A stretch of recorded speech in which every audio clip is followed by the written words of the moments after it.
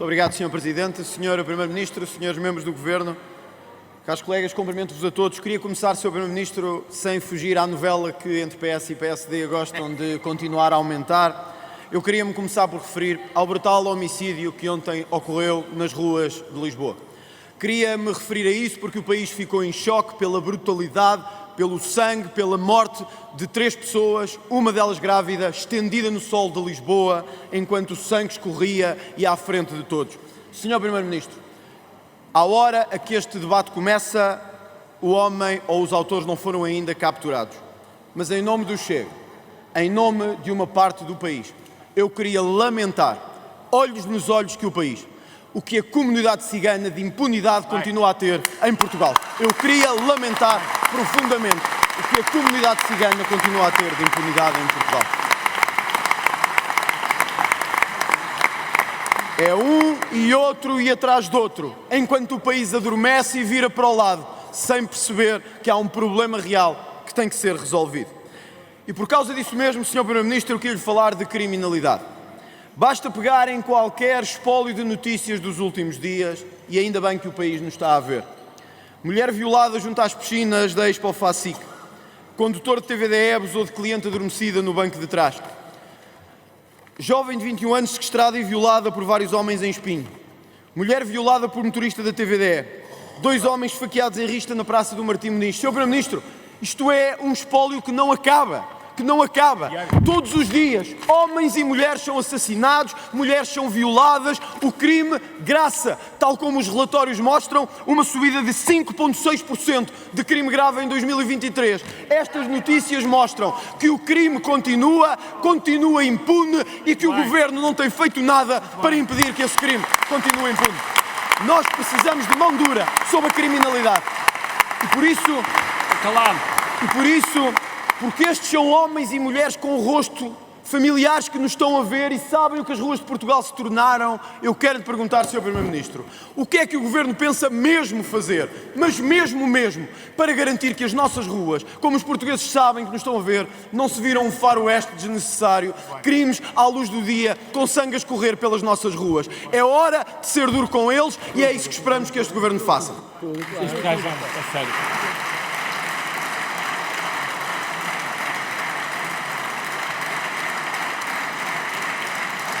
Sr. Primeiro-Ministro, faz favor para responder. Dispõe de 9 minutos e 30 segundos também. Muito obrigado, Sr. Presidente, Senhoras e Senhores Deputados, Sr. Deputado André Ventura. Quero começar por me associar à palavra de pesar, de lamento que aqui deixou relativamente à ocorrência de ontem e relativamente a todas as ocorrências de violência, quer aquelas que desembocaram em trágicas mortes, quer aquelas que, por um lado, deixaram ferimentos, mais graves ou menos graves, mas deixaram, sobretudo, um sentimento de insegurança.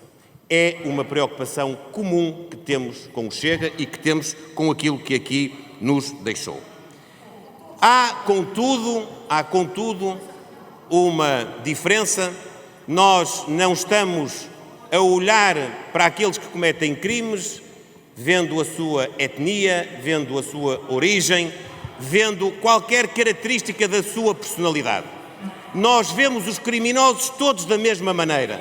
É preciso ir, como disse, atrás deles, é preciso combater o crime, é preciso reprimir o crime, com mais policiamento, mais investigação e com a mão que os tribunais depois puderem afirmar, porque aí a independência dos tribunais é um valor supremo na democracia. Quando o Sr. Deputado diz que é preciso ter mão pesada, é um apelo a que os tribunais decidam, mas os tribunais têm que decidir em cada caso concreto com o processo que têm pela frente. Agora, Sr. Deputado, deixe-me dizer-lhe uma coisa. Nós não queremos impunidade para ninguém mesmo. E não há dúvida nenhuma que a criminalidade violenta está a aumentar e está a aumentar com preocupação. E por isso mesmo, a primeira medida que neste meio ano nós já tomamos é absolutamente relevante, porque ela diz respeito à motivação e à atratividade para termos mais forças policiais. Quando nós chegámos a acordo com as forças e serviços de segurança relativamente a aspectos remuneratórios, nós estamos a dar mais motivação às forças e estamos simultaneamente a tornar mais atrativa a carreira para chamar mais gente para os concursos que tencionamos abrir. Naturalmente com políticas complementares de proximidade, de visibilidade, de dissuasão de comportamentos criminais. Estamos absolutamente empenhados, trabalhamos todos os dias, temos felizmente forças como a Polícia de Segurança Pública, como a Guarda Nacional Republicana, como a Polícia Judiciária, que todos os dias têm colaborado e cooperado para podermos ter maior dissuasão, maior prevenção e também maior repressão. Muito obrigado, Sr. Primeiro-Ministro. Sr. Deputado André Ventura, 6 minutos e 59 segundos. Sr. Presidente, Sr. Primeiro-Ministro, não chega. E a lei também é feita nesta Casa, que pode dar aos tribunais o que eles precisam para garantir que estas pessoas não voltam a cometer crimes. O Sr. Primeiro-Ministro referiu-se aos incêndios. Quantos tivemos presos este ano que o ano passado estavam presos pelo mesmo crime? Quantos andaram a incendiar as nossas terras quando o ano passado foram soltos ou libertos? Quantos? Quantos o fizeram? Quantos? Ora, nós temos de acabar com isso. Sr. Primeiro-Ministro, eu cito-lhe porque o Sr. Ministro sei que visitou as zonas afetadas. Não fui eu que o disse, foi um autarca que estava ao seu lado e disse isto. O problema foi que ao facto de ao longo dos dias dos incêndios, o dispositivo foi sempre o mesmo, do primeiro dia até ao último. Ao fim de 36, 40 horas, os homens e as mulheres eram os mesmos, em situação de exaustão e dificuldade. Ó Sr. Primeiro-Ministro, não pode andar-nos a dizer que está a atrair mais polícias, que está a tratar melhor os bombeiros, que está, quando há qualquer coisa, como houve este ano, a sua Ministra da Administração Interna desaparece e ninguém sabe o que é que andou a fazer, nem ninguém sabe onde é que está. E os autarcas dizem que não há meios para combater os incêndios. Portanto, Sr. Primeiro-Ministro, eu gostava que nos garantisse aqui hoje que, ao contrário do que fez o Governo do PS, o Governo do PSD vai mesmo, a sério, ouvir estes autarcas para garantirmos duas coisas. Que quem pega fogo à nossa terra é uma e só uma coisa. É um terrorista e tem que estar preso. Um terrorista e tem que estar preso. Dois, para garantirmos que esta falta gritante de meios não acaba connosco a ajoelharmos ao Reino de Marrocos, ou à Espanha, ou à França, ou à Itália. Nós temos que ter garantia disto. Portugal vive do seu solo e da sua terra. A sua primeira obrigação é defender esta terra, custe o que custar, Sr. Primeiro-Ministro.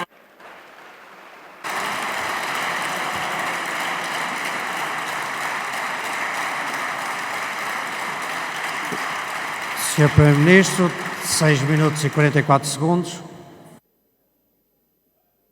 Muito obrigado, Sr. Presidente, senhoras e senhores deputados. Sr. Deputado André Ventura, permita-me que lhe deixe duas observações àquilo que disse. A primeira é de que o dispositivo foi insuficiente, foi mais ou menos aquilo que disse, que os homens e as mulheres que estavam no terreno estavam esgotados. Deixe-me dizer-lhe, é verdade.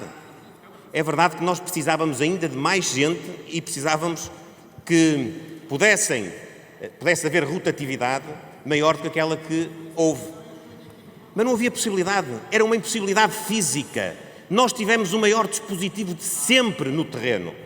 É uma impossibilidade física quando nós temos focos de incêndio com a gravidade que tivemos em áreas altamente povoadas como Albergaria à Velha, como Aveiro, como Águeda, como Severo do Volga, como Oliveira das Meias, todos estes concelhos em simultâneo, uma mancha urbana composta por grandes aglomerados urbanos e por grandes aglomerados empresariais, zonas empresariais das mais dinâmicas do país, e depois, de repente, começam focos de incêndio em Trás-os-Montes, no Minho, em Vila Pouca da Guiar, em Castro Daire, em Gondomar, perto do Porto, aliás, colocando em causa também a área urbana do Grande Porto, e tudo isso acontece em simultâneo. É óbvio, disse a esse autarca, que é legítima a aspiração de todos eles terem o máximo de meios terrestres e de meios aéreos. Só que quando nós temos tudo isto ao mesmo tempo, é muito difícil fazer a gestão. Não estou a dizer que ela foi perfeita, mas é pelo menos muito difícil. Isso leva-me à segunda questão, que é relevante. É relevante de facto. é que nós temos todos de nos interrogar como os portugueses se interrogam em casa. Isto aconteceu tudo ao mesmo tempo, por acaso? Isto aconteceu tudo ao mesmo tempo, apenas por razões naturais? Isto aconteceu tudo ao mesmo tempo, apenas por comportamentos negligentes? Isto aconteceu tudo ao mesmo tempo por razões naturais, comportamentos negligentes e comportamentos dolosos de pessoas que têm desequilíbrios psiquiátricos? Ou há mais qualquer coisa?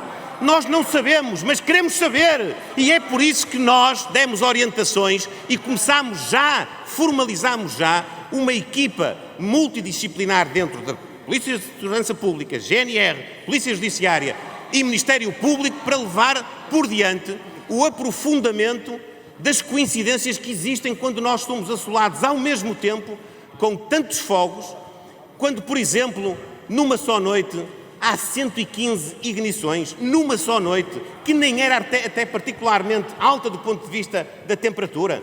Senhor deputado, é verdade que este crime é um crime que provoca terror. É verdade. Provoca terror, provoca sentimento de impotência. É injusto porque coloca em causa a vida das pessoas, e a vida é a própria vida e é tudo aquilo que está à sua volta. Os terrenos para cultivar, as empresas onde as pessoas trabalham, os equipamentos públicos, as escolas, os hospitais, está tudo em causa quando os incêndios chegam à porta dos aglomerados urbanos como chegaram, e eu vi, o Sr. Deputado também deve ter visto. Portanto, estamos de acordo.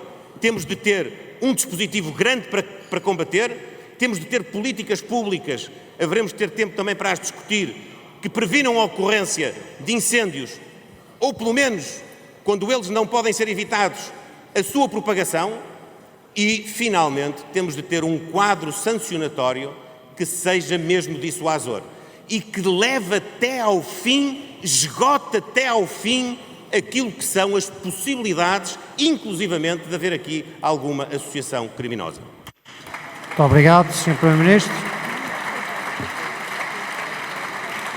Sr. Deputado André Ventura, 5 minutos e 10 segundos, faz favor.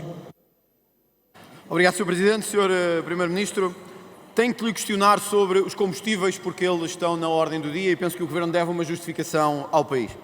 São declarações suas de 2023, quando era líder da oposição, e que disse, a partir de um determinado momento, o Governo passou a ficar viciado nestes impostos sobre os combustíveis, que decorrem da variação do mercado. É preciso baixar os impostos sobre os combustíveis. Sr. Primeiro-Ministro, queria-lhe questionar sobre a taxa de carbono. Hoje os portugueses sabem duas coisas. Que o preço do crudo está ao nível mais baixo dos últimos anos. Vamos ver agora com a guerra no Médio Oriente qual é a evolução, mas sabemos isso agora. Então, como é que raio quem chega à bomba de gasolina, paga mais? Ou paga o mesmo? Portanto, era importante dizer assim, bom, é uma assunção nossa, por razões ambientais, políticas, etc. Mas então temos que dizer-lhes olhos nos olhos a quem chega à bomba de gasolina e pensa, que diabo, eu acordei de manhã e disseram, o preço do crudo é o mais baixo do século. Cheguei à bomba e está ao mesmo nível que Portugal está a ser, porque é o mais alto do século. Quer dizer, é muito simples de perceber. E, Sr. Primeiro-Ministro, em 3 semanas, o Governo, espero que possa assumir isto, em 3 semanas o Governo descongelou 3 vezes a taxa de carbono. Em 3 semanas foi descongelada 3 vezes, ou seja, o preço podia descer e não desceu.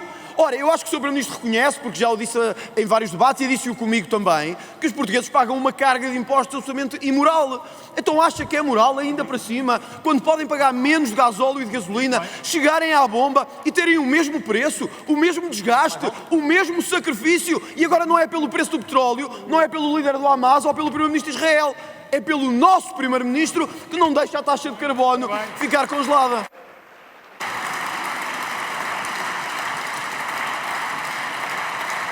Sr. Primeiro-Ministro, tem disponível os 2 minutos e 40 segundos. Muito obrigado, Sr. Presidente, senhoras e senhores deputados, Sr. Deputado André Ventura. A taxa de carbono foi congelada no âmbito do Covid, da pandemia, e depois do processo inflacionista. Nós estamos obrigados a repor a taxa de carbono. Estamos obrigados porque é uma política europeia e estamos obrigados também porque é uma política ecológica. E é isso que vamos fazer. O Sr. Deputado quer que eu assumo na plenitude. Nós não aumentámos nenhum imposto, não aumentámos o ISP, não aumentámos o IVA, que era aquilo que o Governo anterior fazia. Mas devo dizer-lhe uma coisa. Nós escolhemos as semanas em concreto que referiu por uma razão objetiva. É que nós descongelamos parcialmente a taxa de carbono de modo a não prejudicar o consumidor. Ou seja, de modo a acontecer aquilo que o Sr. Deputado aqui disse. Foi de propósito, Sr. Deputado. Eu assumo. Foi de propósito. Foi nas semanas onde antecipadamente nós sabíamos que o preço iria descer que nós repusemos parcialmente a taxa de carbono para que os consumidores não chegassem à bomba e pagassem mais. E agora, já só nos falta, devo-lhe dizer, já só nos falta meio cêntimo, já não falta mesmo quase nada para continuarmos a ter a taxa de carbono em vigor e aí sim os preços dos combustíveis poderem descer. Muito obrigado, Sr. Primeiro-Ministro.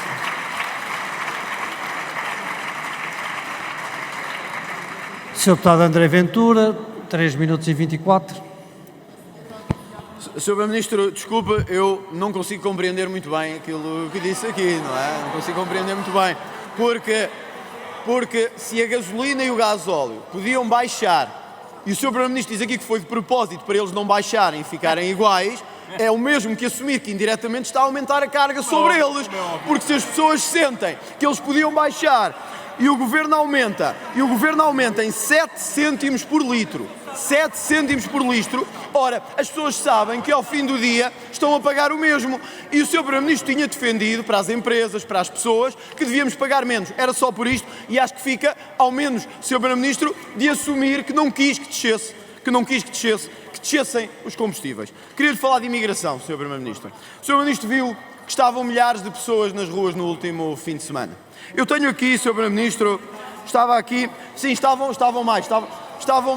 Bom, estavam de certeza mais que aqueles que o Bloco de Esquerda arranjou para estarem ali à frente. Estavam de certeza mais. Isso estava.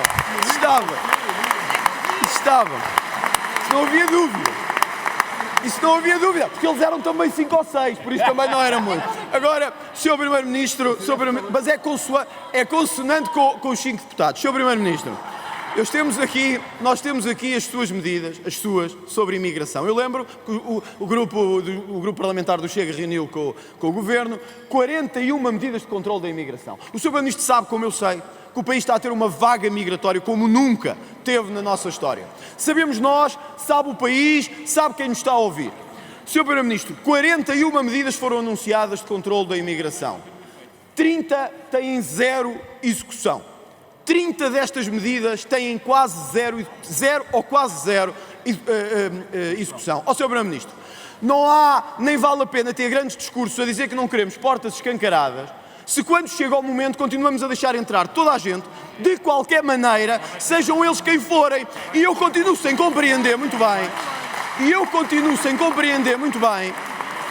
como é que há pessoas que vêm para este país que cá cometem crimes e ficam à espera do visto ou do asilo. Quer dizer, isto não é um asilo de loucos, não é um asilo de impunes. Nós, se queremos ter regras, temos que tê-la. Há uma fácil de dizer ao país. Olhos nos olhos para quem nos está a ver. Neste país, quem comete crimes tem uma saída. A porta da rua. É assim que é. Obrigado.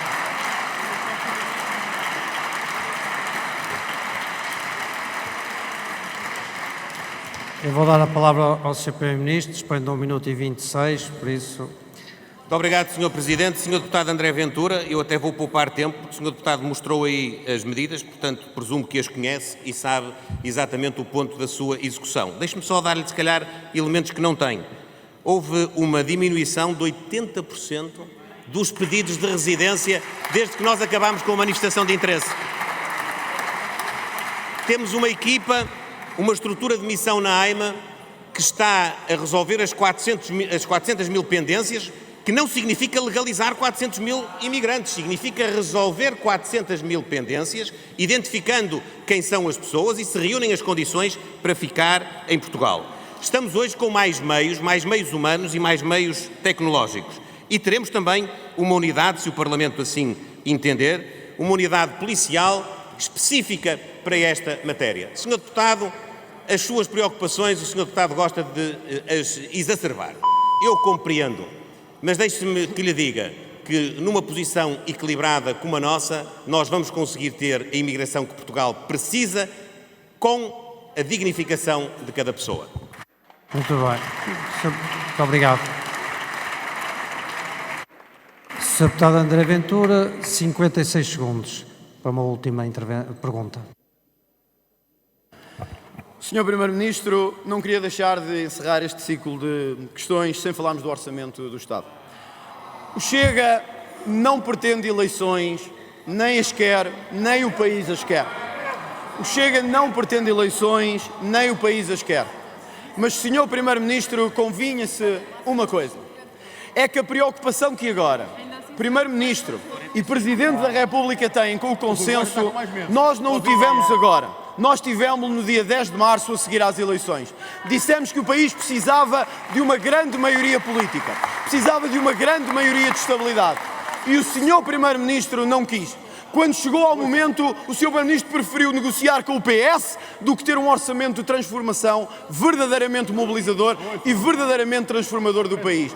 Sr. Primeiro-Ministro, olhos nos olhos lhe quero dizer, se o país for arrastado para uma crise política desnecessária, há dois responsáveis neste Parlamento, o Primeiro-Ministro e Pedro Nuno Santos.